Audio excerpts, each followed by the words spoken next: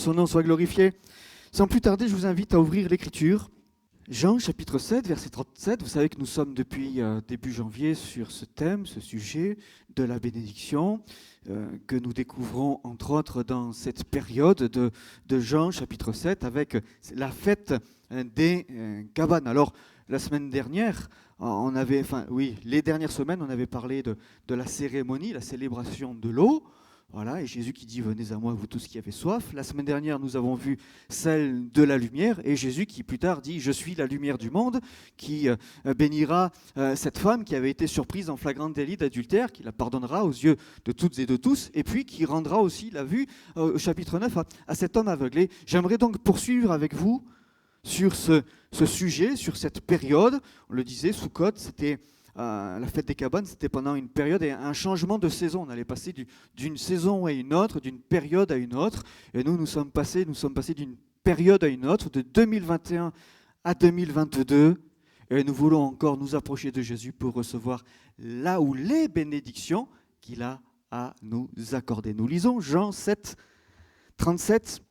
Le dernier jour, le grand jour de la fête, Jésus, se tenant debout, s'écria « Si quelqu'un a soif, qu'il vienne à moi et qu'ils boivent. » Alors, je ne sais pas, ça ne fonctionne pas. Si on peut me passer la diapo. Voilà, merci. « Celui qui croit en moi, des fleuves d'eau vive couleront de son sein, comme dit l'Écriture. Il dit cela de l'Esprit que devaient recevoir ceux qui croiraient en lui, car l'Esprit n'était pas encore, parce que Jésus n'avait pas encore été glorifié. » Amen. Voilà, je rallume la zapette pour voir. Est-ce que ça fonctionne? Ah ben voilà. Ça fonctionne? C'est moi qui fais fonctionner ou pas? Je ne sais pas. Oui, c'est moi? Presque. C'est moi, mais avec de l'assistance. Voilà, c'est comme quand on conduit les voitures. Et la direction assistée.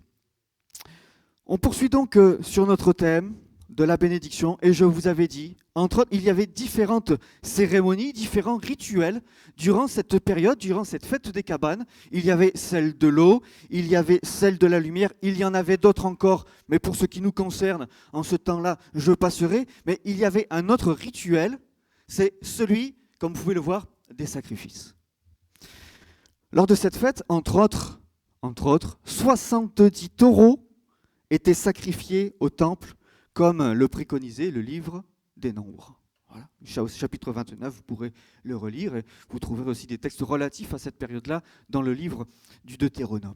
Si la fête de Pâques rappelait au monde et à Israël que Israël, ce peuple, s'était séparé des nations, ils ont quitté l'Égypte, la fête des cabanes, elle, était là pour rappeler à Israël et au monde que une partie de l'Égypte n'a pas quitté le pays d'Égypte. Voilà. Cette fête de Soukhot, elle est là pour nous rappeler que aussi, lorsque ce peuple hébreu quitte l'Égypte, ils ne partent pas tout seuls, n'est-ce pas? Il y a avec eux une multitude, est-il écrit. Il y a avec eux des membres des nations, des gentils.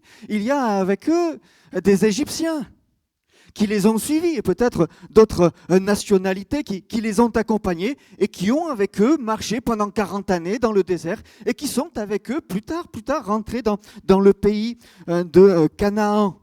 Alors, je disais, la fête de Soukhot, alors Pâques, c'était la séparation d'Israël avec les nations, mais ce n'était pas le but de rester séparés, parce que juste après Soukhot, les cabanes, c'était pour rappeler qu'à la sortie d'Égypte, accompagnant ce peuple hébreu, il y avait des Égyptiens qui les suivaient. Alors, à Pâques, juste avant Soukhot, il y a la fête de Yom Kippour, et à Yom Kippour, il y avait des sacrifices pour expier les péchés du peuple d'Israël.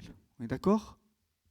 Mais je dis que pendant la fête des cabanes, des sacrifices ont lieu, entre autres, des sacrifices et des offrandes, et donc, entre autres, 70 taureaux qui sont sacrifiés là. Pour qui? Pourquoi? Puisque à Kippour, il y a eu déjà des sacrifices pour expier, pardonner les péchés du peuple hébreu Pourquoi donc fallait-il refaire dans cette fête particulière et dans cette fête de joie des sacrifices en grand nombre? Mais ce n'était pas pour les Hébreux. Je le disais, cette fête attirait beaucoup de monde. Et elle attirait beaucoup de gens, des nations, des gentils, des Égyptiens et autres, voilà. Et les gens venaient là par multitude, comme du temps de la sortie d'Égypte, une multitude a suivi ce peuple hébreu pour entrer et embrasser, n'est-ce pas, le plan de Dieu à cette fête des cabanes. Une multitude de gens qui n'étaient pas des Juifs, qui n'étaient pas d'Hébreux, qui n'étaient pas d'Israël, venaient aussi pour offrir des sacrifices. Je disais, c'était très touristique et ça attirait des gens parce qu'ils voulaient voir, on l'a dit, qui n'avaient jamais vu la cérémonie de la joie du puisage de l'eau ne savaient pas ce que c'était que la joie, est-il dit. Une joie particulière, une joie grande, une joie intense avec, je le disais, beaucoup de chants, beaucoup de prières, beaucoup de danses, beaucoup de joie exprimée. Ces 70 taureaux à Sukkot servaient pour l'expiation de toute l'humanité. De toute l'humanité. 70 taureaux. Ils représentent quoi, les taureaux? Je le disais, eh bien, ils représentent les 70 nations de la terre. Lors du deuxième temple, une grande quantité de non-juifs, disais-je, venaient participer à cette fête pour accomplir des sacrifices. Ce n'est pas eux qui le faisaient. C'était les prêtres qui accomplissaient pour eux les sacrifices, évidemment. Rappelons, et je rappelle encore que oui, je le disais, à la sortie d'Égypte, une multitude s'est associée aux Hébreux et pour rentrer dans le plan de Dieu, dans le plan du salut, dans le plan universel de Dieu, parce que le salut, il était pour tout et pour tous. Cet aspect universel du salut de Dieu se trouve déjà dans l'Écriture bien avant la loi de Dieu donnée à Moïse. Elle se trouve même bien avant la sortie d'Égypte, où cette multitude accompagne ce peuple hébreu qui, pendant 40 années, va marcher dans le désert. Je vous invite à remonter le cours du temps encore. Je sais que le temps passe, on est déjà arrivé en 2022, on est déjà le 16 janvier 2022. Le temps passe, mes frères et sœurs. Mais remontons le temps encore. Remontons le temps, par exemple, jusqu'à celui de Noé, où nous trouvons l'invitation de Dieu faite à Noé, à quoi? Fructifier, multiplier et remplir la terre au sortir de l'arche. Regardez, Genèse 9. On n'est pas dans le livre de l'Exode, on n'est pas à la fin du livre de la Genèse, on est au début, Genèse chapitre 9. Dieu et ses fils, Dieu bénit Noé et ses fils et leur dit, soyez féconds, multipliez et remplissez quoi? La terre. Laquelle? La terre sainte? Israël? Non. Remplissez la terre. La terre. Déjà, là, il y a cette idée d'universalité. Déjà, là, il y a l'idée de... C'est toute la terre qui doit être au bénéfice de la bonne nouvelle de Dieu, de l'œuvre de Dieu, du plan de Dieu, de l'action de Dieu et de la révélation de Dieu dans les cœurs. Cet appel et cette vocation, bien sûr, ne sont pas sans nous rappeler la parole de Dieu donnée à Adam et Ève, Genèse chapitre 1, verset 28. Dieu les bénit. Et Dieu leur dit, il leur dit quoi? Bizarre. C'est drôle. Hein? Soyez féconds, multipliez, remplissez la terre et assujettissez-la. Bon. Après, on ne retrouve pas ça dans Noé, vous avez vu? Pourquoi? Parce qu'il y a le péché, la terre est maudite à cause du péché. Donc, l'assujettir, ça devient un peu compliqué, puisque la terre a été maudite. Bon, alors après, il y a des choses, Dieu les dit plus. À la lecture de Genèse 10, parce que je parlais du temps de Noé, on est Genèse chapitre 6, 7, 8, 9, on arrive au chapitre 10, sortir de l'arche. Et les descendants de Noé, Sem, Cham et Japheth, vous connaissez, leurs descendants et les descendants de ses fils sont au nombre de combien? 70. Comme le hasard fait bien les choses. Ils sont au nombre de 70. Alors, les descendants de Noé sont au nombre de 70. à qui il a été dit, mes amis, remplissez la terre. Allez partout, partout, par tout le monde. Il n'a pas dit, il a prêché la bonne nouvelle, mais enfin bon, pas loin. Hein, c'est-à-dire que cette bonne nouvelle se répande jusqu'aux extrémités de la terre. C'était là le but de Dieu dès le départ. Dès le départ. Alors, Genèse 10, on voit que les descendants de Noé sont au nombre de 70. Et ces 70 donneront donc 70 peuples. 70 peuples qui vont se répartir sur la surface de la terre, tel que Dieu leur a dit. Soyez féconds, multipliez et remplissez la terre. Dispersez-vous, remplissez la terre. Distanciation. Hein. Alors, on continue la lecture. On est d'accord? On poursuit ou pas? Ça va, on s'arrête là? On continue? Alors, on était Genèse 10. Alors, on parcourt la Bible ce matin. Genèse chapitre 11. Qu'est-ce qui se passe en Genèse 11?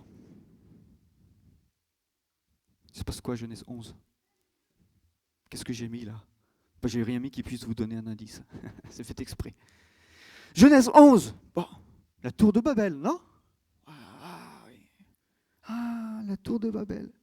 Alors, à la lecture de Genèse 11, nous apprenons que les hommes, qu'est-ce qu'ils ont fait? Machine arrière. Vous allez là-bas. Mais vous allez loin. Tu vas loin, mon ami. Mais oui, mais on est 70 peuples. On nous a dit, multipliez-vous et répartissez-vous. Et qu'est-ce qu'il a dit? Oui, et remplissez la terre. Donc, on se doit, nous, 70 nations, 70 peuples, de se répartir. Pour remplir toute la terre, pour aller jusqu'aux extrémités de la terre. Mais Genèse 11, les hommes ont dit, stop, et on arrête là. Hein. On arrête, on ne va pas aller jusqu'aux extrémités de la terre. Pouf, c'est loin. Qui a envie d'aller en Australie? Pas moi. Hein? Qui a envie d'aller aux États-Unis? Pas moi. T'as vu la mer? On ne sait jamais. Hein? T'as vu l'océan? Bon, voilà. Alors, bon, même si les continents à l'époque, certainement, ils sont encore un peu. Hein? Bon, bref. Ils ont fait machine arrière. Et au lieu de se répartir, au lieu de s'étendre, au lieu de multiplier et de remplir, ils se sont tous rassemblés. Si au chapitre 10, les hommes se sont répartis d'eux-mêmes sur la surface de la terre comme demandé par Dieu, le chapitre 11 nous apprend qu'il a fallu que Dieu là se manifeste, qu'il a fallu que Dieu agisse. Pourquoi? Parce que les hommes, au lieu de se répartir et de remplir, ils se sont rassemblés tous au même endroit, Babylone, la tour de Babel. Ils ont fait machine arrière. Et quand il fait, on va construire une tour et on va essayer de toucher le ciel pour, par nous-mêmes, atteindre le ciel de Dieu. C'est ce qu'ils ont fait. Voyez ? Au lieu de se répartir, ils se rassemblent, ils désobéissent à la parole de Dieu, au plan de Dieu. N'oublions pas, le plan de Dieu, c'était quoi? C'était le salut de tous les peuples, c'était le salut de toutes les nations. Il dit, oh, on ne va pas se sauver comme ça. Non, non, on va tous se retrouver, on va faire l'inverse. On se retrouve toutes et tous. Et on va mettre tous nos efforts ensemble, toute notre bonne volonté ensemble, notre volonté ensemble. On va élever une tour, atteindre les nues. Quand Dieu voit ça... Alors c'est drôle de voir le parallèle, parce qu'il nous est dit que les hommes ont voulu s'élever et ils ont élevé une tour, pensant, eux, dire, oh, vous avez vu, on a atteint les nues. Ouais, enfin, il a quand même fallu qu'il nous ait dit Dieu descendit. Il a fallu que Dieu descende quand même. Eux, ils élèvent, pour dire, Dieu, il est quand même descendu. Voilà, ils n'avaient pas atteint. Ils pensaient qu'eux. Ils pensaient avoir atteint les sommets. Ils pensaient avoir atteint par leurs œuvres, par leurs efforts, par une volonté commune, et à atteindre le ciel de par eux-mêmes. Mais non, Dieu est intervenu. Les hommes ont voulu s'élever par eux-mêmes, en s'unissant pour atteindre Dieu. Dieu est descendu sur ce territoire de Babylone et il les a séparés comment? Par le langage. C'est-à-dire qu'il dit, oh, les amis, vous ne voulez pas remplir la terre? Les amis, vous ne voulez pas aller jusqu'aux extrémités de la terre? Ça ne vous convient pas là-bas? Il n'est pas beau le pays? Il y a trop de cailloux? Il n'y a pas assez d'herbe. Canaan, c'était le désert aussi. Bon, enfin bon, bref, hein, oui, il y a des endroits désertiques. Hein. Bon, c'était pas... Il fallait que Dieu bénisse, que Dieu pose sa main. Hein. Bon, vous voulez pas y aller là-bas? Ce n'est pas de votre goût. Alors, il les sépare par le langage.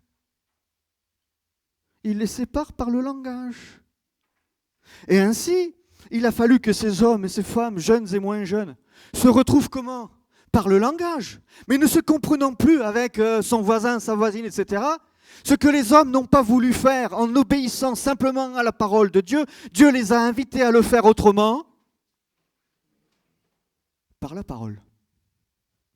Par le langage multiplié. Là, avant, il n'y avait une seule et même langue. Et bien là, voilà, parenthèse, Pentecôte, c'est l'inverse.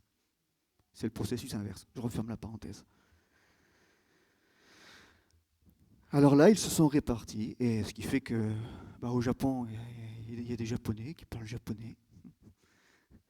Aux États-Unis d'Amérique, il y a des États-Uniens qui parlent l'anglais un peu bizarre, américain. Voilà. En France, il y a des Français qui parlent la plus belle langue du monde. On est d'accord? Amen. Qui parlent.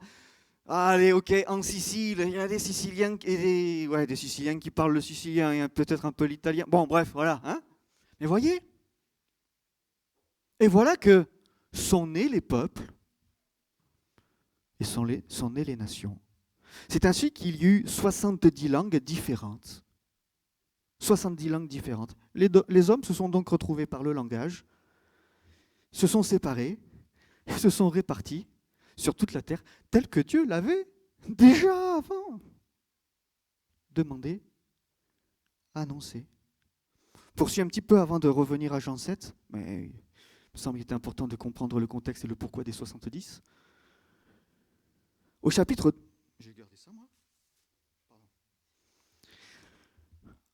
Au chapitre 12 de ce même livre de la Genèse, Dieu pose son regard sur une des familles de la terre, une des 70. D'accord?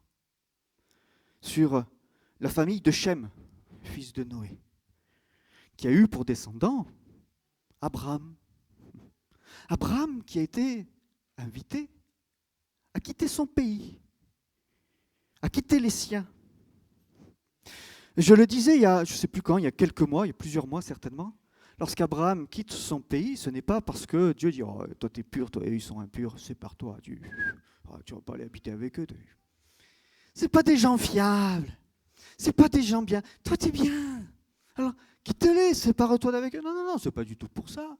Ce n'était pas parce qu'il était trop saint par rapport aux autres et que par rapport aux autres, lui, il avait été l'élu et choisi pour rentrer dans ce pays et dans un état de sainteté, un chemin de sainteté et abandonner les autres à leur déchéance, à leurs idoles, à leur vie pécheresse, à leurs péchés. Alors, de toute façon, on ne peut rien en tirer de... Non, non, lorsque Dieu appelle Abraham, Genèse chapitre 12, c'est aussi pour les sauver, ces nations-là. Le pays, la famille qu'il quitte, lorsque Dieu l'appelle à quitter son pays, à quitter sa terre pour aller dans le pays que Dieu lui a promis et qu'il lui montrerait, c'est aussi, et c'est entre autres, c'est surtout pour que ce peuple et tous les autres soient sauvés. Ce n'était pas question d'un élitisme, mais à un moment donné, Dieu a élu cette famille pour que toutes les familles de la terre soient bénies en lui. Je ne sais plus où c'est que je l'ai mis. Je l'ai mis un peu plus loin peut-être. Je ne sais plus. C'est pas grave. Je reviens à la fête des cabanes qui nous concerne, à ce changement de saison, ce changement de période, ce changement de temps, où on allait réclamer la pluie de la bénédiction, la bénédiction de la pluie, où on allait célébrer la lumière, où on allait opérer tous ces sacrifices en vue du pardon, en vue de l'expiation des 70 nations, comprenons, de toutes les nations, de tous les peuples de la terre. C'est ça, Soukhot. C'est ça la fête des cabanes. Ce que Jésus-Christ est en train de fêter là, ce que Jésus-Christ est en train de vivre dans Jean chapitre 7, c'est le rassemblement des nations, c'est la fête des nations. C'est ainsi que tout au long de cette fête, juifs, non-juifs, voulait recevoir le pardon des péchés. Alors, comme on était avant la crucifixion, avant Golgotha, on va y revenir dans quelques instants, bien sûr, c'était pour l'année, évidemment. Kippour aussi, c'était demander pardon à Dieu pour les péchés de l'année. Et l'année d'après, c'était rebelote. Et les péchés n'étaient pas effacés, ils étaient couverts en vue d'eux, en vue du sacrifice parfait, comme nous l'avons chanté, comme vous l'avez chanté tout à l'heure, accompli par Jésus-Christ sur le bois du Calvaire. Nous y reviendrons. Donc, dans cette fête-là, Jean chapitre 7, il y a tous ces Juifs qui sont là, tout ce peuple d'Israël qui se réjouit, qui chante, qui danse, qui lit la Torah, qui lit la Bible, qui l'annonce aussi, je le disais la semaine dernière, qui lisait la Torah devant les gentils, qui lisait la Torah devant les nations pour qu'elles puissent, venant à Jérusalem là et se tenant au temple, entendre la loi de Dieu, les commandements de Dieu, pour que Dieu puisse se révéler à eux et qu'après, retournant chez eux, dans les pays qui étaient les leurs, diverses et variés, ils puissent propager la bonne nouvelle pour que les messages de l'Évangile se répandent sur toute la terre, tel que Dieu l'avait demandé dans Genèse chapitre 9 et déjà Genèse chapitre 1. Ça n'a pas attendu Marc, n'est-ce pas? Aller par tout le monde, etc. Ça n'a pas attendu cela. Depuis le début. Depuis le début.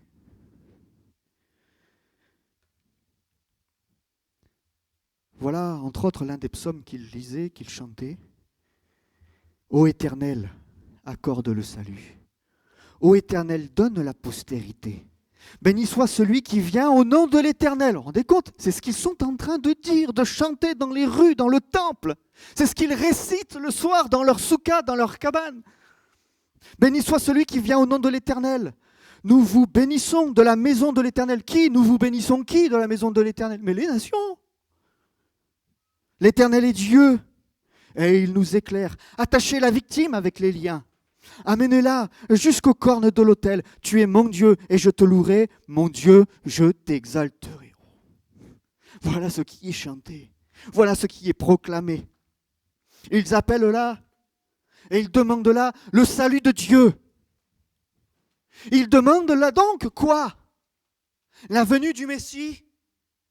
C'est ce qu'ils réclament. Sauve-nous, disait-il. Sauve-nous, était-il chanté. Sauve-nous, était-il prié. Sauve-nous. Hoshana Rabbah, c'est justement cette fête. Grand Hosanna, dirons-nous, le grand salut de Dieu en Jésus-Christ pour nous aujourd'hui, Européens. Voilà comment nous le disons. Alors Jésus qui dit, celui qui croit en moi, des fleuves d'eau vive couleront de son sein, comme dit l'Écriture. Celui qui croit en moi, des fleuves d'eau vive couleront de son sein, comme dit l'Écriture. Jésus nous parle de quoi? L'apôtre Jean rajoutera derrière, il le dira, de quoi il parle. Jésus parle de sa glorification, bien sûr, et il l'explique après, de l'envoi du Saint-Esprit. Oui, Jésus a été glorifié. Amen. Jésus a été élevé. Amen. Où? Au Père, oui. Également, il a été élevé où, Jésus? Avant d'être élevé au Père, sur la croix, la bénédiction, je dis, le sacrifice, et on le chante depuis ce matin, la croix, c'est là que j'ai noté. Christ nous a rachetés de la malédiction de la loi, étant devenu malédiction pour nous, car il est écrit « Maudit est quiconque est pendu au bois ». C'est pas rien, hein, vous compte? Et pour les Juifs, ça, c'est impossible. Impossible. Que le Messie soit pendu au bois, impossible. Ça ne peut pas être lui. On a beau lire toutes les prophéties, on a beau lire tout ceci et tout cela concernant le Messie, pour eux, ça fait un blocage. Pourquoi? Parce que maudit est quiconque est pendu au bois. Et le Messie ne peut pas être maudit. Afin que la bénédiction d'Abraham ait pour les païens son accomplissement en Jésus-Christ et que nous recevions par la foi, et Jésus qui dit, celui qui croit en moi. Pardonnez-moi cette impolitesse, crois-tu en Jésus? Crois-tu en lui? En qui? Je le fais exprès. En quel Jésus? parce que on peut sortir dans la rue et faire un sondage, et qui est Jésus pour vous? Non, vous croyez en quel Jésus? Évidemment, celui qui est révélé dans l'Écriture sainte. Amen, amen, c'est lui. Celui qui, pour nous, a été fait malédiction. Pourquoi? Afin que la bénédiction de qui? On y revient. C'est pour ça que c'était important de revenir aux origines et au commencement. Afin que la bénédiction d'Abraham, et pour qui? Pour les païens. C'est qui? C'est les gentils, c'est les nations, c'est nous. Déjà. Et lorsque l'apôtre Paul écrit aux Galates, il dit, mais voyez, depuis le départ, la promesse de Dieu, la prophétie de Dieu, elle était là. Elle était là. Et en Jésus-Christ, tout est accompli. Et afin que nous recevions par le moyen de la foi, quoi? Le Saint-Esprit qui nous avait été promis. Je disais il y a 2 dimanches de cela, Jean chapitre 7, versets 37 à 39, bon, ce texte-là n'est que pour le domaine de l'évangélisation, parce que bon. Et je disais peut-être pas que, vous voyez, parce que quand on plonge son regard dans tout ce contexte-là, on comprend aussi que non, il y a une première lecture, il y a une deuxième lecture, et il est bon de pouvoir plonger nos regards dans la parole de Dieu, dans le message de Dieu, et dans le contexte qui environne et qui entoure cette parole. Pendu au bois sur le mont Golgotha. Vous voyez? La semaine dernière, oui, on parlait du bassin de Siloé, là où a été guéri l'aveugle. Il a vu la lumière. La porte des eaux, le temple où avaient lieu les sacrifices, une grande joie, de grandes réjouissances, la fête des Lumières, c'était formidable, on le disait, ça a éclairé Jérusalem et à des kilomètres aux alentours. Tellement il y avait une multitude de lampes de lumière entre les 4, bon j'ai pas mis la diapo, mais entre les 4 grands luminaires qui étaient dans la cour des femmes, et ensuite toutes les lumières que les femmes amenaient faisaient virevolter et danser. Tout Jérusalem et les alentours qui étaient éclairés. Et là, donc, 3e bénédiction. Golgotha, le sacrifice. Là, ils ont opéré les 70 sacrifices. Les 70 taureaux sacrifiés pour les nations, pour l'expiation du peuple. Et quelque temps plus tard, là, sur le lieu du crâne, sur le mont Golgotha, sera pendu au bois.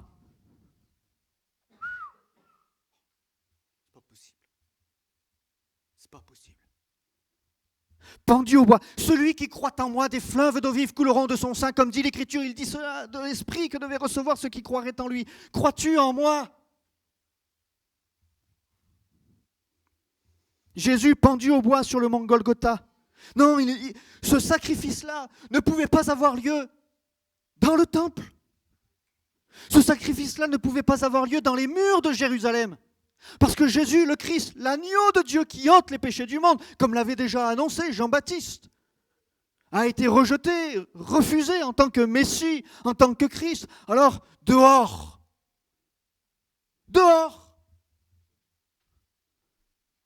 sur le mont Golgotha, avec tous les brigands, tous les meurtriers, tous ceux qui étaient rejetés par la société et qui se disaient la société romaine, l'empire romain, et puis le peuple juif disait, mais ces gens-là, ils ne valent rien, on les met dehors, on n'en veut pas, on n'en veut plus, et tout le monde peut se passer devant eux, se moquer d'eux, etc. C'était la pire des condamnations qui puisse exister. La pire des condamnations qui puisse exister, Jésus l'a supportée. Il l'a supportée. Je donne ma vie, disait Jésus, Jean chapitre 10. Vous voyez, c'est un petit peu après. Je donne ma vie, je ne sais pas si je l'ai mis. Non, je ne l'ai pas mis. Afin de la reprendre. Écoutez bien. Personne ne me l'ôte. Je sais que je dis des choses que vous connaissez par cœur. Mais mon souhait ce matin, ma prière, ce n'est pas que simplement on les connaisse, mais que ça nous touche tout à nouveau pour cette année 2022, parce que sinon on passe à côté de ce changement de période, de ce changement de saison. On vit la même qu'avant et on veut aller toujours plus loin. Alors je reprends. Je donne ma vie afin de la reprendre. Personne ne me l'ôte, mais je la donne de moi-même. J'ai le pouvoir de la donner, j'ai le pouvoir de la reprendre. Tel est l'ordre que j'ai reçu de mon Père. Personne ne me l'ôte. C'est Jésus qui dit, c'est moi qui la donne. Les Juifs et les Romains étaient persuadés d'avoir ôté la vie de Jésus. Non, Jésus s'est laissé faire. Jésus s'est laissé prendre. Jésus s'est condamné d'une manière injuste. Il s'est laissé condamner. Jésus s'est laissé crucifier. Jésus a laissé les coups de fouet déchirer sa chair. Jésus a laissé cette foule le railler, lui cracher au visage.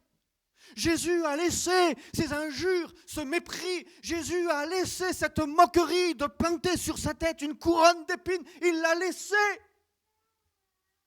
Jésus a laissé cette foule arrogante et méchante le crucifier là sur le bois du Calvaire au mont Golgotha, là avec les meurtriers, là avec les brigands, ceux qui étaient haïs, ceux qui étaient détestés. Il a laissé. Mais ce n'est pas qu'on lui a pris la vie. Ce n'est pas qu'on lui a ôté la vie. D'ailleurs, remarquez avec moi que tout le monde était surpris lorsque Jésus a expiré son dernier soupir. Il ne peut pas être mort. Si, il est mort, je vous assure, il est mort. Non, c'est pas possible qu'il soit déjà mort. C'était avant Pâques, vous savez, il fallait briser les jambes des condamnés pour que, ils s'affaissent et par manque de respiration et d'oxygène, et la douleur et la souffrance meurent dans d'atroces douleurs.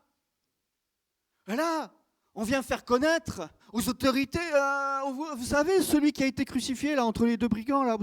Ouais, c'est vrai, c'est un peu bizarre. Le contexte est bizarre. Cette crucifixion-là, elle n'a rien à voir comme les autres. D'ailleurs, le centenier qui était à ses pieds, qui était au pied de la croix, il va dire, assurément, celui-là était le Fils de Dieu. Et il voit cette pancarte, cet écriteau au-dessus de la tête de Jésus, là, cloué sur le bois. Celui-ci est roi des Juifs. Scandale pour les Juifs. Oula! Oula! Ils veulent faire retirer l'écriteau. Alors, dans ce contexte troublé, dans ce contexte particulier, mais comment il est déjà mort? Ouais. Il a rendu l'esprit. Il dit à un moment donné, tout est accompli. Il dit, tout est accompli. Il rend l'esprit. Plus personne. Plus personne. Je donne ma vie afin de la reprendre.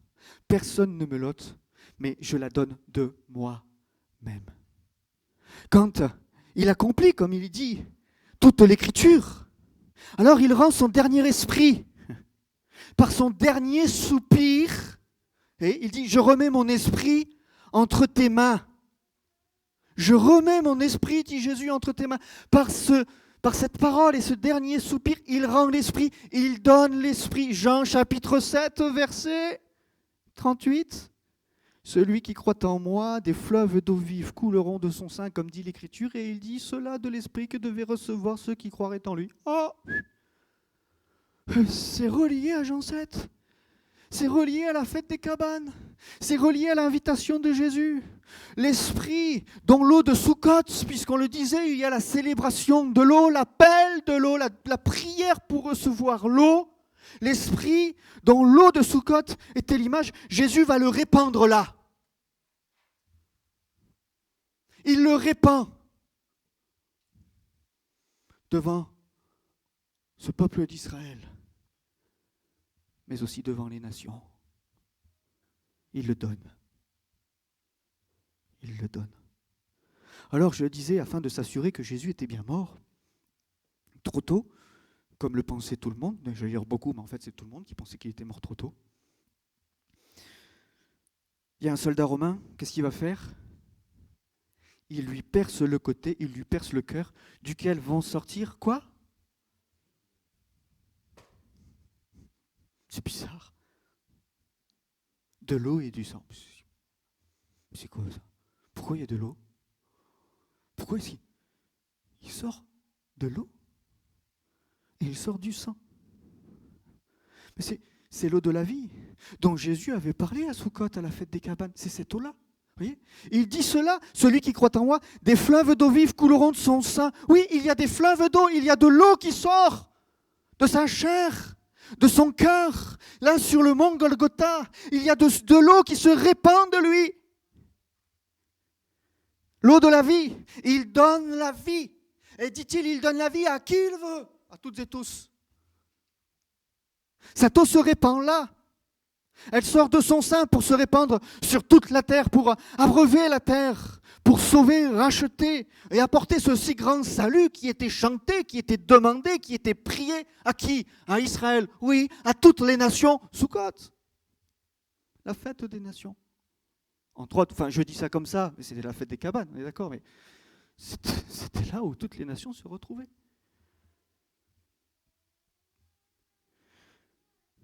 C'est lui, Jésus-Christ, le dit l'apôtre Jean dans sa première épître, qui est venu avec de l'eau et du sang, non avec l'eau seulement, mais avec l'eau et avec le sang.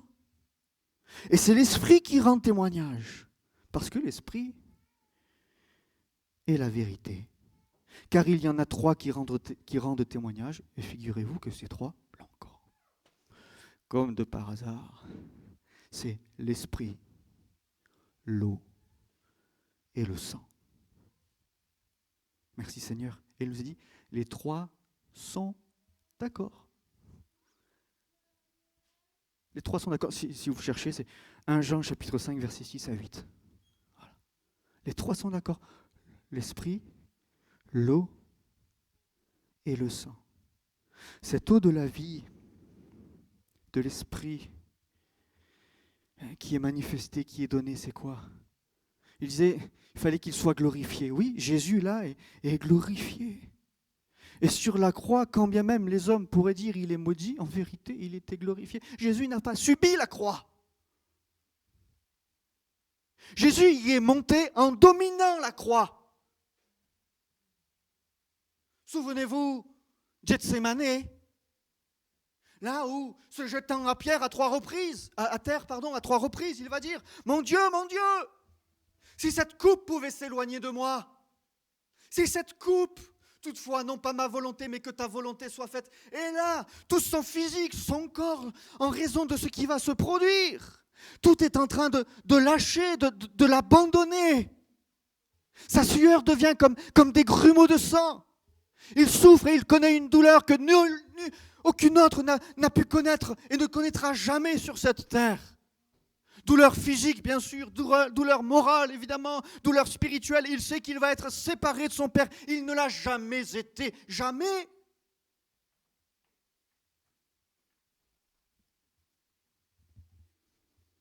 Je le disais, sur la croix, Jésus y est monté volontairement. Il ne l'a pas subi, il a dominé. Et oui, déjà là, agonisant, souffrant, il était déjà glorifié, déjà élevé. Et de lui sort ce fleuve de l'eau de la vie qui va se répandre sur toute la terre. Je vais arriver à la conclusion. Soukhot, la fête des cabanes. On le disait, c'était une fête en Israël comme il n'y avait pas d'autre. Il n'y avait pas d'autres fêtes comme ça. C'est la seule, c'est l'unique. D'autres fêtes sont bien moins réjouissantes que celles des cabanes, ça c'est sûr. Bien souvent, ce sont de longs jeûnes, d'autres fêtes où ils ne peuvent pas dormir, d'autres fêtes où ils ne peuvent pas manger. Bref. Non, la fête des cabanes, c'est vraiment quelque chose de particulier. C'est la fête de la joie. La joie. Mais quelle joie, me direz-vous? La joie du salut? Oui, ok. La joie du salut. Dans quelques instants, on va prendre la Sainte Seine. On va prendre ce pain en mémoire de lui, de son corps crucifié. Dans quelques instants, on va prendre le vin en mémoire de lui et de son sang qui a été versé sur le bois du calvaire. Bon. La joie du salut, oui. Mais qu'implique-t-il le salut de Dieu en Jésus-Christ? Qu'implique-t-il? Comment se produit-il? Et comment est-ce possible que cette joie-là soit inégalable? Eh bien, c'est parce que, vous voyez, je disais, Pâques, Pessah, c'est la séparation du peuple hébreu avec les nations. Il y a séparation. Mais la fête des cabanes, Sukkot, qui vient juste derrière, et vous savez pourquoi? C'est parce que les Hébreux, quand ils ont quitté l'Égypte, le premier endroit où ils se sont posés, ça s'appelait Sukkot. Bon, c'est pour ça. Et là, ils ont monté des cabanes. S'ils allaient entrer dans le désert, et il fallait que ce soit... Ce serait peut-être un autre sujet, peut-être on le fera une autre fois, ça. Quelle était donc cette joie inégalable? Cette joie où nul autre pareil. Je disais, Pessah, Pâques, c'est la séparation, mais Sukkot, le cabane, au contraire, tout le monde se retrouve. Et ceux qui venaient de loin en pèlerinage, ils étaient accueillis, des cabanes leur avaient été préparées, ou alors il fallait qu'ils démontent eux-mêmes. Enfin bon, ils avaient l'habitude, ils savaient faire. Mais tout le monde se retrouvait, les familles se retrouvaient, les étrangers, là, ouais, t'as pas un lieu pour dormir? Bah tiens, c'est quoi, ça te tombe bien, j'avais construit une cabane pour moi, mais j'en avais fait une aussi pour ceux et celles qui viendraient qui viendraient célébrer Sukkot et qui n'auraient pas de lieu, donc il y a des cabanes, prends-la et on va partager. Allez, partage. Sur la terrasse de chez moi, vous savez, le toit, la terrasse, là, j'ai construit une Sukkot, dans le jardin, j'ai construit une Sukkot, sur ma place de parking, dehors, voilà, au lieu de mettre ma calèche et mes ânes, j'ai mis la cabane. Alors vas-y. Sukkot, les cabanes, ce moment-là de Jean chapitre 7, c'est un temps de réconciliation. C'est ça la joie du salut, n'est-ce pas? Quand l'homme est réconcilié avec Dieu. Mais pas que. Mais pas que. C'est pas que ça le salut. Ce n'est pas seulement que l'homme soit réconcilié avec Dieu, c'est que aussi l'homme est réconcilié avec son prochain. On a parlé il y a quelques dimanches du bon samaritain. L'homme est réconcilié avec son prochain. Et puis, la joie du salut, c'est aussi parce que l'homme est réconcilié avec lui-même. Alors peut-être que vous n'avez jamais de problème avec vous. Bon, j'en ai quelques-uns des fois. Voilà. Mais l'homme est réconcilié avec Dieu. L'homme est réconcilié avec son prochain. L'homme est réconcilié avec lui-même. La plénitude de la joie. Et c'est quand ces trois points-là sont vécus et reçus que cette joie est parfaite. Et ça explique Sukkot, ça explique, j'allais dire, pour nous Européens et nous Français qui pouvons regarder ces choses-là d'un œil extérieur et qui, je disais, nous on n'a pas l'habitude, déjà on tape des mains, c'est déjà bien, hein. Alors imagine un peu danser, oulolo, oulolo. Mais alors nous quand on regarde ça de loin, on dit, ils dansent, ils s'en foutent. Hein? Alors c'est charnel, c'est mondain, c'est ceci, c'est ça. Non, on ne peut pas comprendre, nous. On ne va pas juger, on ne peut pas comprendre. Ce qui expliquait donc cette joie qui, pour nous, on pourrait dire excessive, incompréhensible, mais c'est ça. C'est parce qu'à ce moment-là, par la venue de Jésus, qui nous invite à venir à lui, tout cela est retrouvé. Cette réconciliation avec Dieu, cette réconciliation avec son prochain et cette réconciliation avec soi-même est retrouvée. Tu aimeras ton prochain comme toi-même. Vous voyez ? Les deux premiers commandements dans lesquels tous sont inclus et tous se vivent, c'est tu aimeras Dieu d'abord, et ensuite tu aimeras ton prochain comme toi-même. Et tant qu'il y a un des points où ça ne colle pas, il y a des problèmes. Voyez ? Et après on dit, oh, je ne comprends pas. Pas cette joie. Je ne comprends pas, j'ai du mal à taper des mains. J'allais dire danser. Oh, Jean-Noël redescend sur... Non, je ne comprends pas, ce matin, j'arrive pas à... C'est pour ça que je disais tout à l'heure, Jésus qui invite et qui dit, celui qui croit en moi. Et moi je disais, mais en quel Jésus croyez-vous alors? Pardonnez-moi la question, et ce n'est pas pour dire, vous croyez. Non, c'est pas ça du tout. Mais c'est qu'à un moment donné, peut-être il est bon pour chacun d'entre nous. Et moi le premier. Moi le premier, évidemment. De bien savoir, comprendre et peut-être ouvrir nos yeux, parce que je lisais il y a quelque temps, et on ne veut pas rester dans des schémas et dans des conceptions de Dieu et de Jésus, parce que sinon on l'enferme, n'est-ce pas? Et Dieu est au-delà de nos schémas, il est au-delà de nos convictions, il est au-delà des conceptions que nous pouvons nous faire de lui. Et Jésus, pareil. C'est pour ça que je dis, mais celui qui croit en moi, en qui croyez-vous? Parce que celui qui croit en moi, des fleuves d'eau vive couleront. Cette fête des cabanes, c'était le passage d'une saison à une autre. Et elle était là pour rétablir la joie parmi le peuple de Dieu et au sens large, avec les nations. Les Juifs, on ne regarde pas les Hébreux, qui pourraient dire, oui, nous, on a été élus, notre père Abraham, oui, mais enfin, Abraham, l'apôtre Paul le dira aux Galates, il a été élu aussi pour le salut des nations. Donc, on a le même père. On a le même père. Donc, change ton regard, parce qu'on a le même père, en finalité. Donc, comme on a le même père, tranquille. Tranquille. Alors, c'était au passage d'une saison à une autre. Et c'était fait, oui, après des fêtes qui ont été Yom Kippour, etc. C'était pesant. Voilà, mais on change de saison. C'était fait pour rétablir la joie parmi le peuple de Dieu.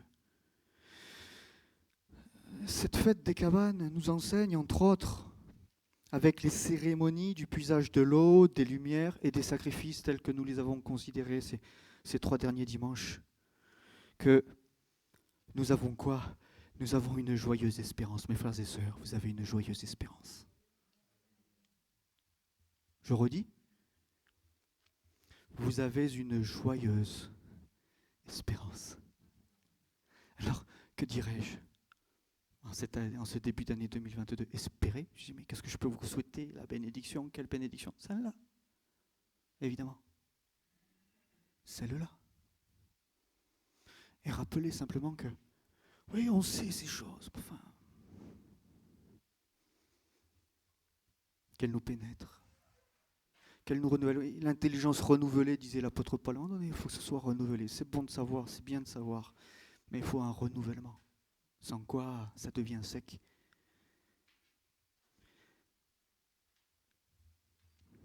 Éphésiens, chapitre 2, verset 5. Nous étions morts par nos offenses et il nous a rendus vivants avec Christ. C'est par grâce. N'oublions jamais, c'est par grâce que vous êtes sauvés, rappelait Paul. Et il le rappelait à des chrétiens. Alors moi, je ne veux pas avoir honte ce matin et me gêner de dire mais il faut le rappeler à l'Église. Parce que oui, l'apôtre Paul je disais, à Éphèse, ce sont des chrétiens, mais il est bon de leur rappeler que c'est par grâce qu'ils sont sauvés et pas par autre chose. Il nous a ressuscités ensemble. Oh, quelle joyeuse espérance!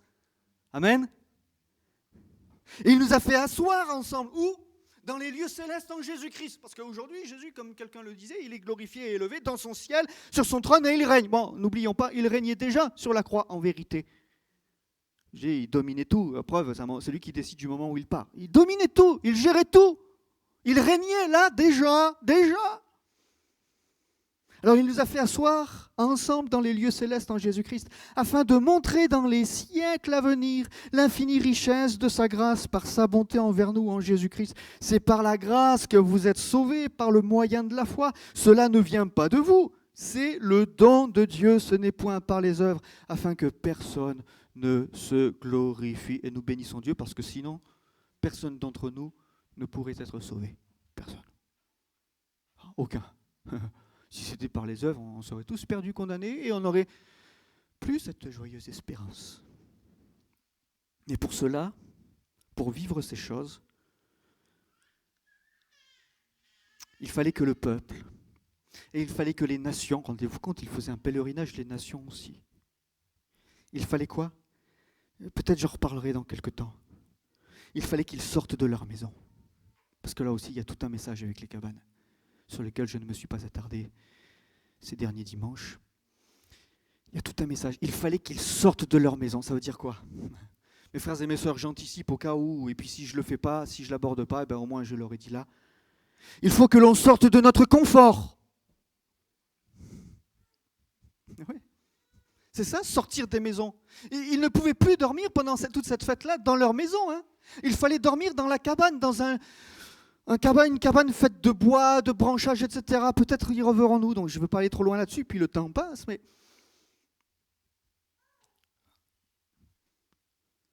qu'ils viennent à moi. Ça veut dire, oh, sors. Sors de quoi? Sors de ta maison. Sors de ton confort. Sors de tout ce que tu as acquis, parfois en pensant que c'est par tes propres forces. En vérité, c'est Dieu qui a tout donné. Aujourd'hui, on peut se réjouir de ce que nous avons et penser qu'à la force de notre poignet, on a acquis ici, ça, quoi, qu'est-ce? En vérité, c'est Dieu qui nous a fait grâce et qui bénit et qui donne par grâce. Et Jésus nous invite là encore aujourd'hui, en ce changement de période, en ce changement de saison, à sortir de notre confort. Pourquoi? Pour nous approcher de lui. Que celui qui a soif, qu'il vienne à moi. Celui qui croit en moi, eh bien qu'il vienne à moi. Celui qui restait chez lui lors de cette fête-là était privé de toute cette joie. Il fallait venir. Mon ami, viens, viens. Le dernier jour, le grand jour de la fête, Jésus se tenant debout, s'écria, « Si quelqu'un a soif, qu'il vienne. »